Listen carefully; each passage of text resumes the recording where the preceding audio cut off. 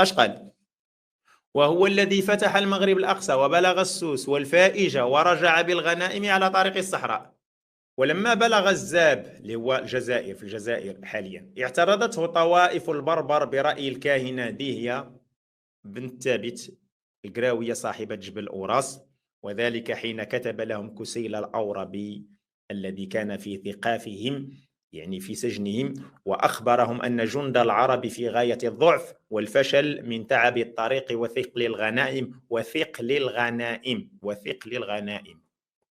فاعترضوهم على وادي الزاب، فشتتوا جمعهم وحازوا ما معهم من الغنائم والخف والحافر، وقتلوا أميرهم عقبة هذا وأبا المهاجر الأنصاري وكثيرا من أشراف العرب وأعيانهم، وتفرق جلهم في القفر.